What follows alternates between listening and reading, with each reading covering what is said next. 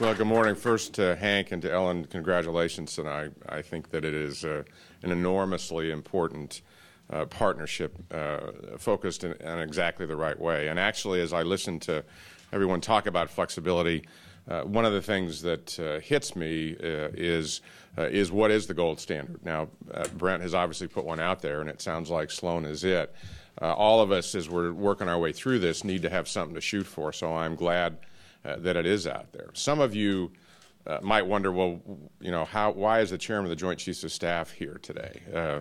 Actually, in one sense, it's a welcome break from Egypt, which has consumed a lot of us in the last few days, and which is an incredibly serious issue.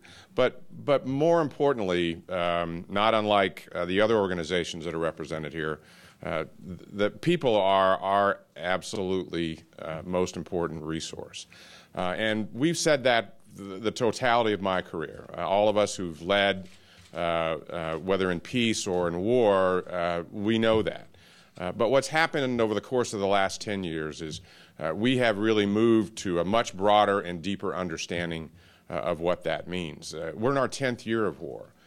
Without the focus that we've had, and actually probably more important is the support of our families through extraordinarily difficult challenges, we would not be close to having been as successful as we have been in these very, very difficult times. And it's something that actually probably our families brought to us before we figured it out. And therein, at least from my perspective, lies a really important message. In my work around the world, I oftentimes talk about seeing problems through other people's eyes, trying to understand how this country or this region sees their challenges and sees the rest of the world.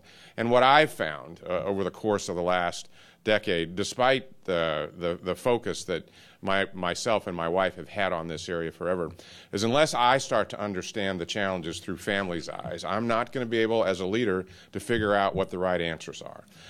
And time and again, even as recently as this week, you know, I had one of my leaders say, well, you know, I'll go out and do this, and it was tied to a family issue.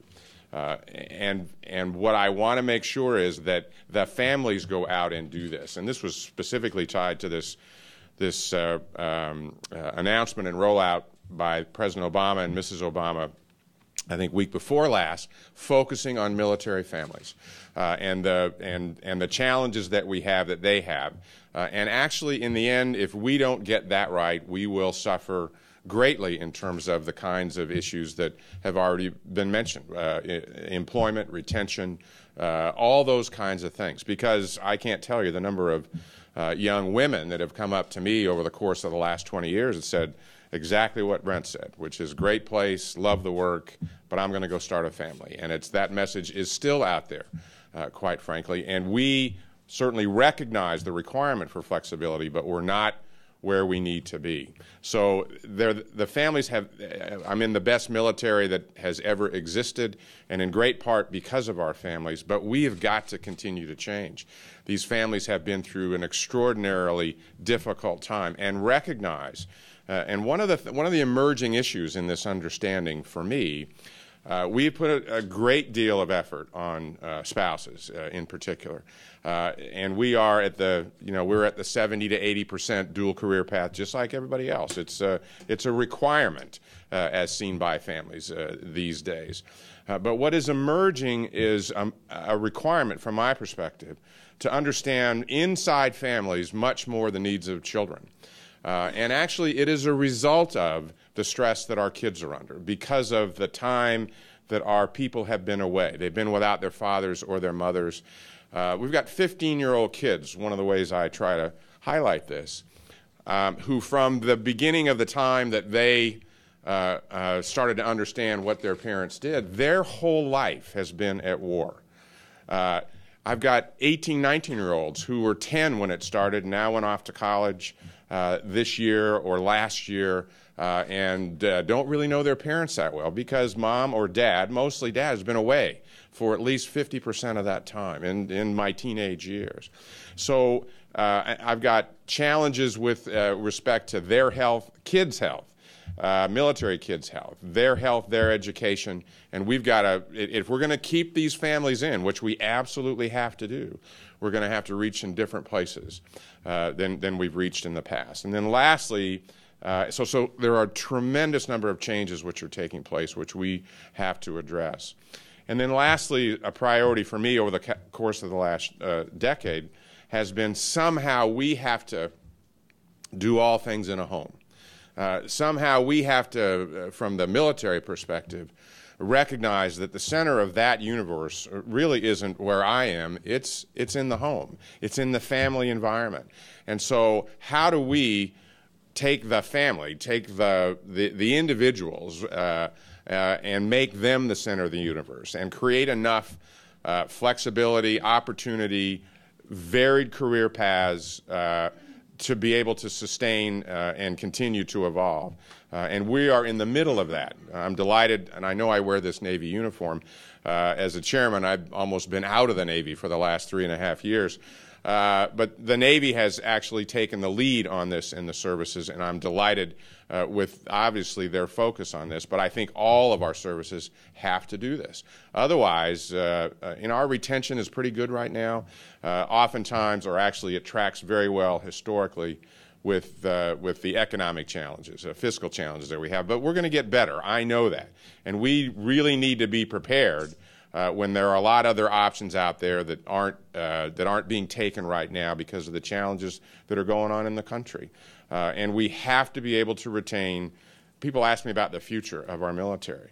I only use one metric. We're the most combat-hardened, capable force we've ever been. And those young captains, those young 25 to 35-year-olds and majors and their families, if we keep the right ones in, our military is going to be fine for decades to come. And the opposite is true as well. And they have choices because they're so incredibly capable. So we've got to make sure we adjust institutionally in ways that we haven't adjusted in the past.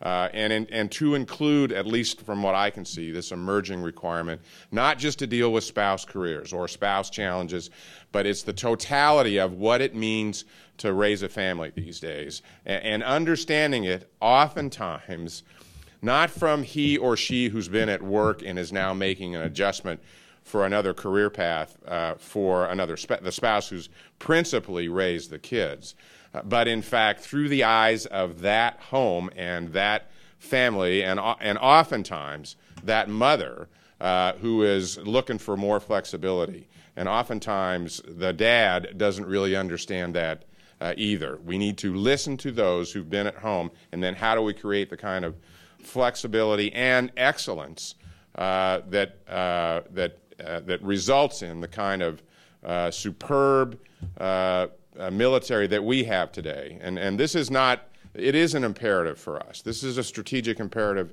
for our country. So I applaud the work, certainly look forward to learning from organizations who've clearly succeeded in this as we continue our way through this. Thank you.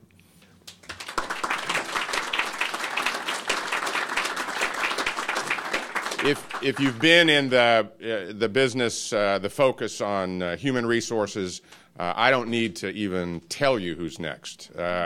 It's Ted Childs. And many of you have known Ted for a long time. I've only had the privilege of knowing him for the last few years, 5 or 6 years. Extraordinary individual, passionate, evocative, but probably more so provocative. And when he's on to something, he won't let go. He got onto this a long time ago. He will never let this go. So somebody I have great regard for and listen to frequently in terms of these kinds of initiatives. And I think of all that I have met, there's nobody that feels more strongly about it nor made the kind of difference that Ted Childs has made in people's lives across the board. So, Ted, great to have you.